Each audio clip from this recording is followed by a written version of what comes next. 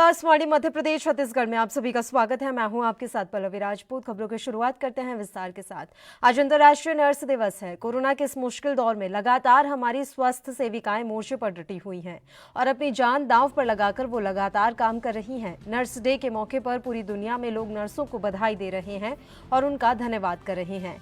छत्तीसगढ़ के सीएम भूपेश बघेल ने भी इस मौके पर ट्वीट कर स्वास्थ्य सेविकाओं को बधाई दी और कहा कि इस संकट के समय में भी आप एक निर्भीक योद्धा के रूप में डट कर मुकाबला कर रही हैं।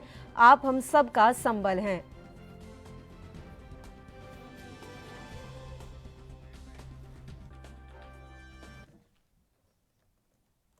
पीएम मोदी ने सभी राज्यों के मुख्यमंत्रियों के साथ वीडियो कॉन्फ्रेंसिंग की, जहां उन्होंने 17 मई के बाद के भारत पर सभी मुख्यमंत्रियों से राय देने की मांग की। इस बातचीत के दौरान पश्चिम बंगाल के मुख्यमंत्री ममता बनर्जी ने केंद्र सरकार पर भेदभाव का आरोप लगाया, लेकिन मध्य प्रदेश के मुख्यमंत्री शिवराज सिंह चौहान ने पीएम मोदी का बचाव करते हुए सीएम ममता पर हमला किया और कहा कि पीएम मोदी के नेतृत्व में भारत इस कोरोना संकट से बच गया। उन्होंने कहा कि पीएम मोदी ने टीम इंडिया की भावना बनाए रखी है।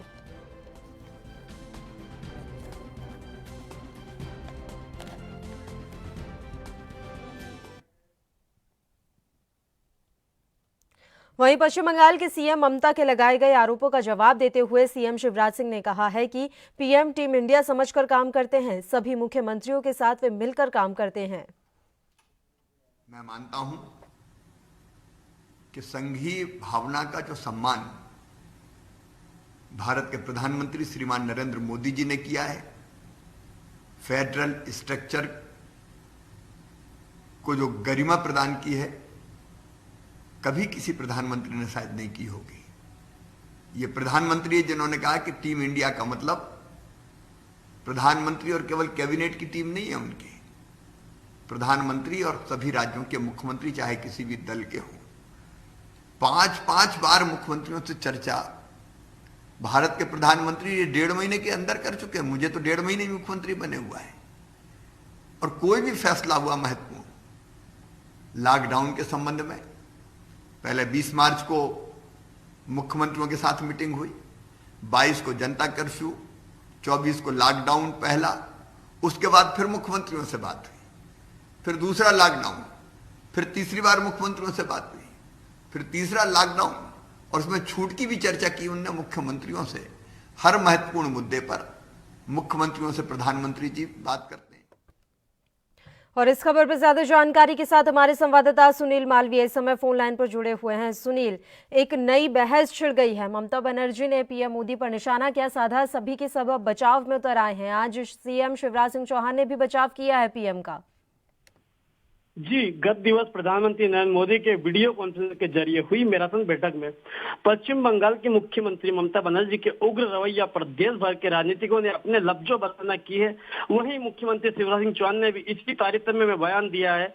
उन्होंने कहा है कि प्रधानमंत्री सही मुख्यमंत्री को राष्ट्र निर्माण के परिप्रेक्ष्य में देखते हैं। दलगत राजनीति से उठकर वह इस कोरोना संकट काल में टीम इंडिया का गठन कर रहे हैं। हम अपने दर्शकों को बता दें कि कल वीडियो कॉन्फ्रेंस के जरिए हुई इस बैठक में पश्चिम बंगाल की मुख्यमंत्री ने प्रधानमंत्री नरेंद्र मोदी से चर्चा के दौरान बंगाल के साथ पक्षपात तथा गोपनीय दस्तावेजों के लीक होने पर नाराजगी जताई थी। साथ ही उन्होंने प्रदेश के बाकी जीएसटी भुगतान के लिए भी बात कही थी। जी बिल्कुल सुनील, ये भी जानना चाहेंगे कि इस पर राज्य की जो विपक्ष है यानी कि कांग्रेस, उसका क्या कुछ कहना है, क्या कुछ रवैया है? जी देखिए, मैं आपको बता दूं, जो विपक्ष हैं कांग्रेस मध्य प्रदेश के जो पूर्व मुख्यमंत्री दिग्विजय सिंह जी ने आज ट्वीट के जरिए देश के प्रधानमंत्री नरेंद्र मोदी पर जो हमला किया है उसे देखकर राजनीतिक गलियारों में नई शुरुआत की कागज तैयार होते नजर आ रहा है और विपक्ष भी लगातार इसका विरोध कर रहा है। जी बिल्कुल सुनील, आप लगातार हमारे साथ जुड़े रहिए। तो आपको बता दें कि ममता बनर्जी ने प्रधानमंत्री नरेंद्र मोदी पर निशाना साधा और उनके बचाव में सीएम शिवराज सिंह चौहान ने ये बात कही है कि प्रधानमंत्री हमेशा टीम इंडिया की भावना के साथ काम करते हैं और वो सभी मुख्यमंत्रियों को साथ लेकर चलते हैं।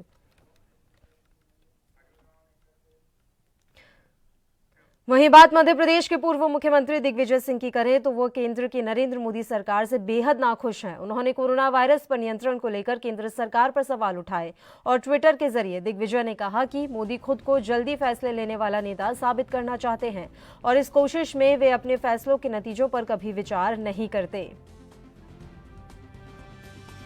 इस खबर पर ज्यादा जानकारी के साथ सुनील मालवीय हमारे साथ लगातार जुड़े हुए हैं। सुनील, पूर्व मुख्यमंत्री दिग्विजय सिंह ने भी केंद्र की मोदी सरकार पर निशाना साधा है। जी देखिए, मैं आपको बता दूं, प्रदेश के मुख्यमंत्री देवेंद्र सिंह ने आज ट्वीट के जरिए देश के प्रधानमंत्री नरेंद्र मोदी पर जो हमला किया है उसे देखकर राजनीतिक गलियारों में नई सुगबुगाहट की कागज तैयार होते नजर आ रहा है। जहां मध्य प्रदेश में आने वाले उपचुनाव को लेकर कांग्रेस प्रदेश में आने वाले उपचुनाव को लेकर स्तर पर भाजपा को घेरने का प्रयास कर रही है, वहीं दिग्विजय सिंह ने प्रधानमंत्री पर हमलावर उनके ट्वीट से ऐसा प्रतीत होता है कि प्रधानमंत्री की दूरदर्शिता पर सवाल उठा रहे, जो कि वर्तमान राजनीति के परिप्रेक्ष्य में दिखाई देता है। इस ट्वीट के जरिए और प्रधानमंत्री को जहां कोरोना संक्रमण काल में तेजी से फैसला लेने वाली बात पर कटाक्ष किया, वहीं दुष्परिणामों में बढ़ते पूर्ण मरीजों को लेकर चिंता नहीं दिखाने की बात कही है। मैं आपको बता दूं, मध्य प्रदेश में कांग्रेस सरकार के गिरने के पश्चात कई दिनों से खामोश दिग्विजय सिंह राजनीतिक गलियारों में अपने पहचान को मजबूती देने के लिए सीधे केंद्रीय नेतृत्व पर ही सवाल खड़ा करते आए हैं। यहाँ पहली बार नहीं हुआ कि उन्होंने प्रधानमंत्री नरेंद्र मोदी को घेरने की कोशिश की, बल्कि प्रदेश सरकार के जरिए वो कई बार प्रधानमंत्री की आगे बढ़ाए आलोचना करते ही रहते हैं। जी सुनील, देखिए लगातार ये बात कही जा रही है कि कोरोना संकट के इस घड़ी में अभी दलगत राजनीति से ऊपर उठना होगा, लेकिन लग रहा है कि विपक्ष इस मौके को छोड़ना नहीं चाहता है और लगातार एक के बाद एक कोई ना कोई नेता इस तरह की बयानबाजी कर ही रहा है। देखिए, ये तो एक सोचने वाला विषय है कि ये क्या बयानबाजी कर रहे हैं, लेकिन जो ये पूरे देश और प्रदेश में जो कोरोना वायरस की महामारी चल रही है, इससे सभी को इस महामारी से सामना करना होगा। सभी को एक साथ आके अपना अपना व्यक्तित्व रखना पड़ेगा। जी बहुत बहुत शुक्रिया सुनील, तमाम जानकारी हम तक पहुंचाने के लिए। छत्तीसगढ़ के स्वास्थ्य मंत्री टीएस सिंहदेव ने पीएम मोदी की सभी मुख्यमंत्रियों के साथ बैठक पर टिप्पणी की है। 30 मुख्यमंत्री जी अपनी बात रखे। 3 बजे से 6 बजे के बीच में 12 मुख्यमंत्रियों को बोलने का अवसर मिला। 5वें क्रम में हमारे मुख्यमंत्री जी ने अपनी बात रखी प्रदेश की तरफ से, और दूसरे हाफ में 6:30 बजे से ये 8:44-45 तक वार्ता चली। उसमें 18 मुख्यमंत्री और फिर प्रधानमंत्री जी ने कंक्लूड किया। तो सभी मुख्यमंत्री अपने राज्य की स्थिति के अनुरूप उन्होंने अपनी अपनी बातें रखी। लगभग सभी ने आर्थिक स्थिति के संदर्भ में बात को रखा, सभी ने, कि पैसों की काफ़ी दिक्कत है, आमदनी हो नहीं रही है राज्यों को, और केंद्र से अतिरिक्त राशि सहयोग के लिए सभी ने बोला, विदाउट एक्सेप्शन। कोई भी राज्य ऐसे नहीं थे। सबकी बाकी अलग अलग स्थितियां थी। जहां उत्तर पूर्व के राज्य में कोरोना का संक्रमण सबसे कम है, गोवा वहाँ भी कम है, नहीं के बराबर है। 1 अप्रैल के बाद उन्होंने कहा कि हमारे यहाँ कोई पॉजिटिव केस नहीं आया है। पर अमूमन लगभग हर मुख्यमंत्री ने ये भी कहा कि कोरोना को लॉकडाउन अगर हम हटाते हैं तो ये संदेश नहीं जाना चाहिए कि कोरोना चला गया। मध्य प्रदेश के उज्जैन में डोर टू डोर एफआईआर अभियान शुरू किया गया। इस अभियान के तहत अब लोगों को थाने में नहीं जाना होगा और घर बैठे ही एफआईआर दर्ज करवाई जा सकेगी। फोन करने पर घटनास्थल पर पुलिस पहुंचेगी और एफआईआर दर्ज करेगी। इस मामले पर आईजी ने हरी झंडी दिखाकर इस योजना का शुभारंभ किया। आज से उज्जैन के 2 थाना क्षेत्रों में ये अभियान शुरू किया गया है। बता दें कि प्रदेश के गृह मंत्री नरोत्तम मिश्रा ने वीडियो कॉन्फ्रेंसिंग के जरिए संबोधित करते हुए इस प्रोजेक्ट का शुभारंभ किया है। देखिए, मध्य प्रदेश शासन की दृढ़ इच्छा और मंशा के अनुसार पुलिस का जो फ़ायदा है और सोशल पुलिसिंग है, इसको लेकर के एफआईआर आपके द्वार ये नया अभिनव एक्सक्लूसिव प्रयोग किया गया है आज, जिसके तहत शहर के 1 थाना और देहात के 1 थाने को चिन्हित किया गया है। शहर में जीवनगंज, देहात में बड़नगर थाना की तीनों एफआरबी जैसे कोई इवेंट आता है, कोई सूचना आती है तो तत्काल मौके पे जाएगी। मौके पे जा कर के इमीडिएट रिलीफ के लिए वहीं पे एफआईआर करने की व्यवस्था की गई है। हमने अपने एफआरबी में, तीनों एफआरबी में सीसीटीएनएस, उसका पूरा equipments, laptop, CPU and printer के साथ जो उसका ऑपरेटर है सब व्यवस्थित किया है। और इवेंट आने के बाद तत्काल मौके पे जाकर एफआईआर कर को पब्लिक को इमीडिएट रिलीफ दिलाने का प्रयास किया जा रहा है। इसके 2-3 फायदे हैं। एक तो पब्लिक को इमीडिएट रिलीफ मिलेगा, इमीडिएट कार्रवाई होगी, और क्रिमिनल जस्टिस सिस्टम का ये पहला प्रयोग मध्य प्रदेश शासन ने किया है, जो बहुत ही जनता के लिए और पुलिस के लिए भी गौरव की बात है। छत्तीसगढ़ में कोरोना संक्रमित एक और मरीज आज ठीक हो गया है। स्वास्थ्य मंत्री टीएस सिंहदेव ने इसकी जानकारी दी। सिंहदेव ने ट्वीट कर कहा कि खुशखबरी, रायपुर के कुकुरबेड़ा में एक और कोरोना मरीज पूरी तरह से ठीक हो गया, उसे छुट्टी दे दी गई है। इसके साथ ही रायपुर से कोरोना संक्रमित अब एक भी केस नहीं है। वहीं प्रदेश में अब केवल 5 कोरोना पॉजिटिव केस ही रह गए हैं। पिछले 24 घंटों के दौरान 5 लोगों को एम्स से छुट्टी मिल चुकी है।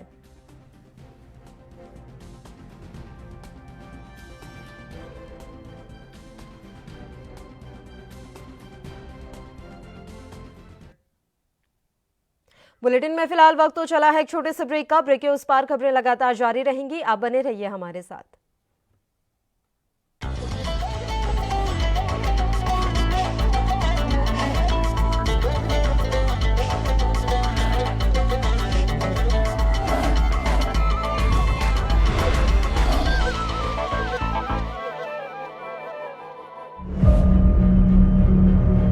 I'm declaring a public health emergency of international concern over the global outbreak of novel coronavirus. Corona virus के कारण भारत की कोरोना वायरस से जंग। आपको चाहिए पूरी जानकारी के लिए भरोसेमंद जरिया।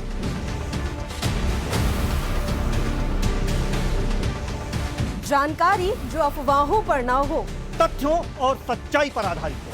24 घंटे 7 दिन लगातार एक टीम जो आप तक पहुंचा रही है कोरोना वायरस से जुड़ी हर खबर। विश्वसनीय और व्यापक आंकड़ों के लिए कोरोना वायरस और लॉकडाउन पर नॉनस्टॉप खबरें सिर्फ ANB न्यूज पर।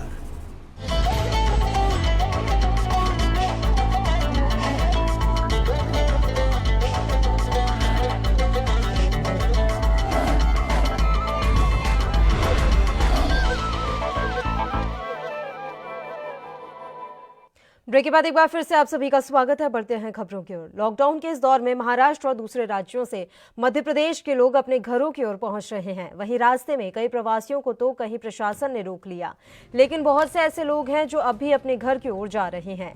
ऐसे ही कुछ लोग भोपाल में नजर आए जो अपने अपने घरों तक पहुंचने के लिए ट्रकों में भरे नजर आए। इन्हीं के बीच कुछ ऐसी महिलाएं भी हैं जो अपने छोटे छोटे बच्चों को साथ लेकर चल रही हैं।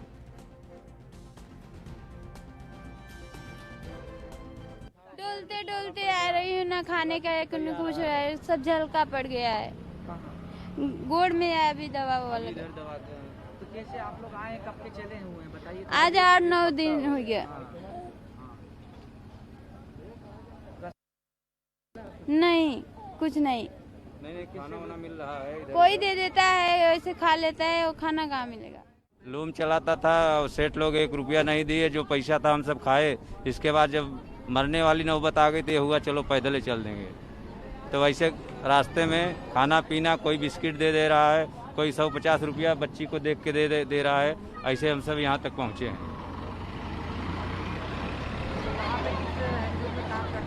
हाँ, कहाँ के? जहाँ हैंडलूम में आप काम करते थे वो सब गुजराती हैं। वो 1 रुपया नहीं, सीधा बोलते हैं जाओ घर। तुम सब 1 रुपया की मदद देने के लिए तैयार नहीं, जैसे पहचानते ही नहीं है। बोलते हैं घर चले जाओ, सीधा ऐसे। अब मजबूर हो गया तब आदमी अब क्या करेगा। जो पैसा था हम सब खाए पिए। इसके बाद फिर हम खाना भी जो रामदेव बाबा के ट्रस्ट से मिलता था दोनों टाइम, वो भी बंद हो। भूखे मरने से अच्छा हम कहा चलो पैदल है, जिंदा रहेंगे तो घर पहुंच जाएंगे, नहीं मर जाएंगे तो बातें खत्म हो जाएगी। हैदराबाद से चलकर राजनांदगांव आने वाली श्रमिक स्पेशल आज सुबह राजनांदगांव रेलवे स्टेशन पहुंची, जहां राजनांदगांव और कवर्धा जिले के मजदूर स्टेशन पर उतरे। जिला प्रशासन की टीम सुबह से ही मुस्तैद थी और स्वास्थ्य अमला भी यहां लगातार अपना काम कर रहा था। मजदूरों के स्वास्थ्य परीक्षण करने के बाद सभी मजदूरों को क्वारंटाइन सेंटर भेजा गया है। ट्रेन से उतरने के बाद रेलवे स्टेशन में सभी मजदूरों का पंजीयन किया गया। वहीं सभी मजदूर अपने गृह राज्य वापस आकर बेहद खुश दिखाई दिए। कल 10:30 बजे ट्रेन छूटे। और यहाँ आके कैसा लग रहा है? यहाँ सब माहौल अच्छा है। क्या परेशानी हो रही थी वहाँ हैदराबाद में? नहीं था, हम लोग 4 महीना था, इसीलिए हम लोग अपना काम भी बंद था 1 महीना। तो आने का मन हुआ तो आए। कब से निकले थे? मैं कल ही निकला सर। मेरे को ना पहले का ये दिया था टिकट, उसकी वजह से टिकट में फ़ोन आएगा बोला ना सर ने, तो फ़ोन किया तो मैं निकला। तो मेरे को बस से फिर स्टेशन लाया, स्टेशन से फिर रेल में बैठा के इधर लाया अपना छत्तीसगढ़। आपको छत्तीसगढ़ सरकार ने टिकट दी कि हैदराबाद सरकार ने दी? ये अपना उधर से ही मिला ना सर। छत्तीसगढ़ सरकार से मिला कि नहीं मिला है बताओ? छत्तीसगढ़ से मिला होगा, तभी तो उधर से इधर भेजा है ना, ऐसा है सर। मध्य प्रदेश के उज्जैन में लगातार नए कोरोना मरीज सामने आ रहे हैं। इसको देखते हुए पुलिस प्रशासन पूरी तरह से सतर्क है। शहर की सभी सीमाओं पर पुलिस लगातार गश्त कर रही है और हर आने जाने वाले व्यक्ति की चेकिंग की जा रही है और उससे पूछताछ के बाद ही उसे जाने दिया जा रहा है। वहीं इसका जायजा लेने रात के समय एडिशनल एसपी अंतर सिंह कनेश खुद मौके पर पहुंचे और सारी स्थितियों को जाना। ड्यूटी कर रहे पुलिसकर्मियों के दौरान उन्होंने हौसला अफजाई भी की। जितने भी उज्जैन जिले के आउटर के जो नाके हैं 10 नाके और साथ में 6 नाके अलग से हैं जो हमारी सिटी को कवर कर रहे हैं। तो इन सारी नाकों की मॉनिटरिंग का जिम्मा मेरे पास में है। अन्य अधिकारी भी देखते हैं, लेकिन मुख्य रूप से इसका जिम्मेदारी मेरी है। ये समय समय पे निनोरा टोल है, हमारा देवास का जो एसआर पेट्रोल पंप टोल है, इसी प्रकार से नागदा का जो सोडंग पॉइंट है, आगर मालवा का पॉइंट है, मच्छी रोड के पॉइंट है, ये मुख्य से सिटी को जोड़ने वाले पॉइंट है, बहुत ही महत्वपूर्ण पॉइंट है। यहीं से फिल्टर होकर के जो भी सिटी के अंदर आते हैं या सिटी के बाहर जाते हैं, इन्हीं पॉइंटों से फिल्टर होकर के जाते हैं। इनकी मॉनिटरिंग लगातार मेरे द्वारा की जाती है। जैसा कि आप देख रहे हैं, हमारे साथ में यहाँ पर एक पुलिस सब इंस्पेक्टर हैं वो लगे हैं, उनके साथ में 5 अन्य आरक्षक भी हैं जो लगातार 3 शिफ्टों में यहाँ पर काम करते हैं। लगातार यहाँ खुद की सुरक्षा का ध्यान रखते हुए, सारे सेफ्टी मेजर्स को देते हुए लगातार इनके द्वारा दिन रात यहाँ पे ड्यूटी की जा रही है। तो इसी को मेरे द्वारा भी फोर्स ला करके सेंसिटाइज किया जाता है, मोरल को बूस्ट किया जाता है और लगातार इनका हौसला अफजाई के लिए जो भी चलता है वो सारी कार्रवाइयाँ लगातार की जा रही है। छत्तीसगढ़ राज्य में हर साल 5 लाख टन महुआ का उत्पादन होता है, जिसका उपयोग स्थानीय लोग खाने और शराब बनाने के लिए करते हैं। लेकिन कोरोना की वजह से वन उपज मंडल के अधिकारियों ने एक निर्णय लिया और महिला स्वयं सहायता समूह से नई पहल शुरू करते हुए महुआ का देसी सैनिटाइजर बनाने की बात कही।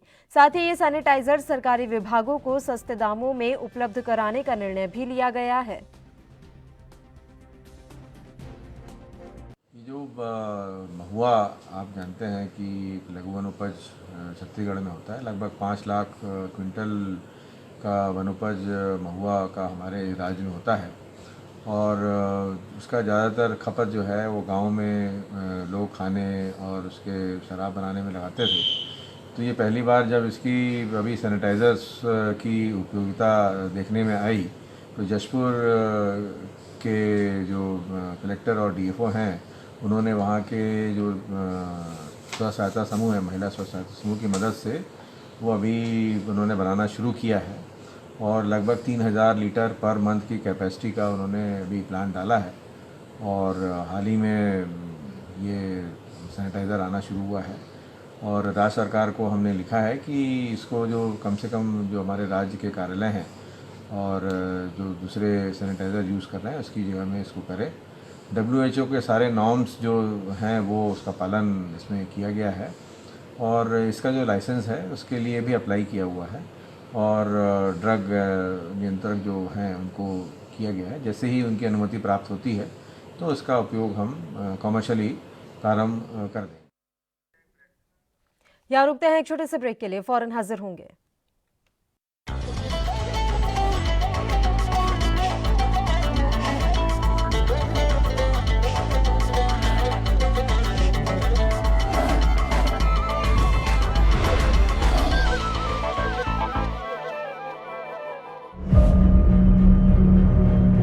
Declaring a public health emergency of international concern over the global outbreak of novel coronavirus. Corona virus के कारण भारत की कोरोना वायरस से जंग। आपको चाहिए पूरी जानकारी के लिए भरोसेमंद जरिया।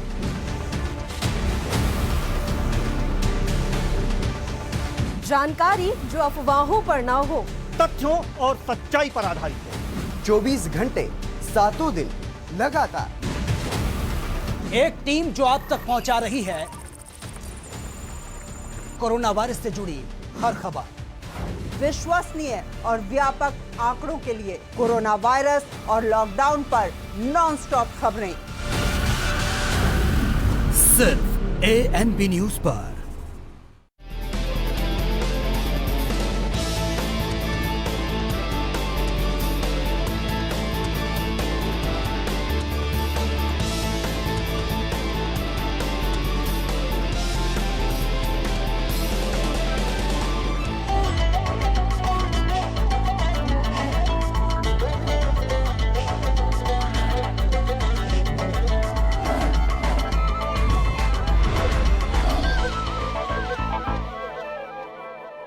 ब्रेक के बाद एक बार फिर से आप सभी का स्वागत है। बलौदा बाजार में लॉकडाउन के चलते नमक की कमी की अफवाहों के बाद किराना दुकानों में लोगों की भीड़ उमड़ पड़ी, जहां ना तो धारा 144 का पालन हो रहा था और ना ही सोशल डिस्टेंस का पालन हो रहा था। आपको बता दें कि बिलाईगढ़ क्षेत्र में नमक की कमी की अफवाहों के बाद दुकान के सामने लंबी कतार बढ़ गई और दुकानदार द्वारा मुंहमांगी कीमत में नमक खरीदते रहे, जिसके बाद स्थानीय पुलिस को सूचना मिली तो पुलिस ने मौके पर थाना प्रभारी टीम के साथ पहुंचकर भीड़ लगी दुकान पर कार्रवाई की।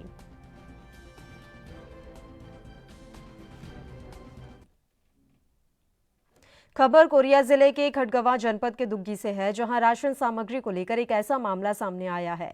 राशन दुकान संचालक और स्वयं सहायता समूह कुरियागढ़ सिंघत चावल, चना, शक्कर और मिट्टी तेल के स्टॉक ही नहीं दिखा रहे, जिसके चलते उन पर घोटाले के आरोप लग रहे हैं।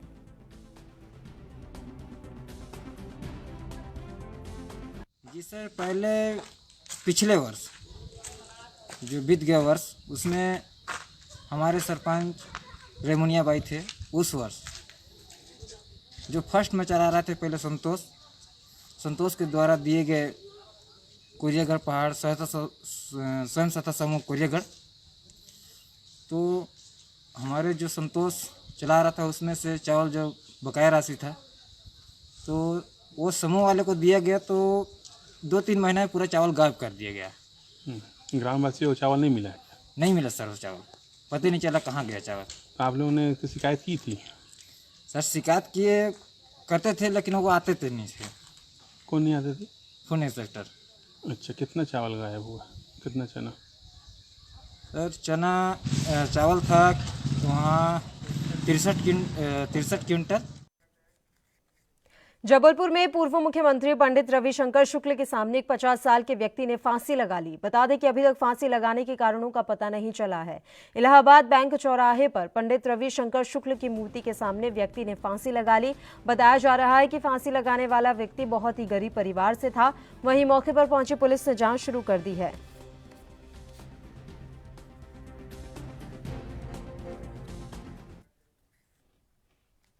वहीं बालाघाट जिले के भरवेली में एक बदमाश की हत्या कर दी गई। हत्या के आरोपियों का अभी तक पता नहीं चल पाया है, जिसके चलते पुलिस ने अज्ञात आरोपियों के खिलाफ मामला दर्ज कर तलाश शुरू कर दी है। बताया जा रहा है कि दुर्गा प्रसाद उर्फ छोटू ग्राम भरवेली के उड़िया मोहल्ले में रहता था, जो एक रात पहले अपने साथी के साथ घर के पीछे आंगन में सोया था। रात तकरीबन 11 बजे कुछ अज्ञात लोगों ने धारदार हथियार से उसके चेहरे, गले और सीने पर वार कर उसकी हत्या कर दी और फरार हो गए।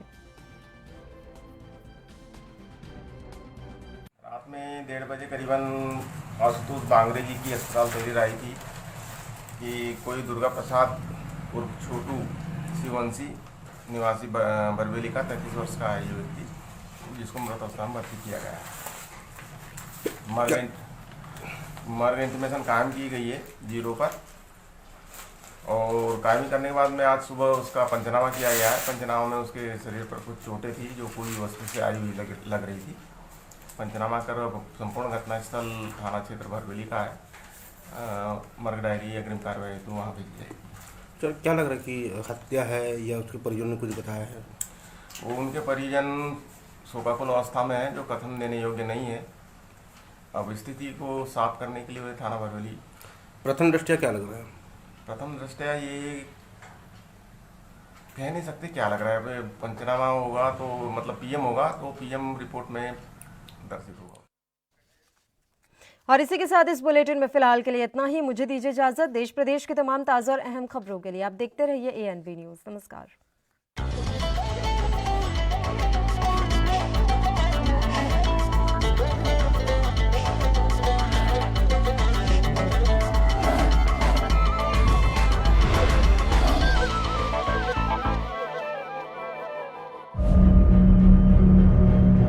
Declaring a public health emergency of international concern over the global outbreak of novel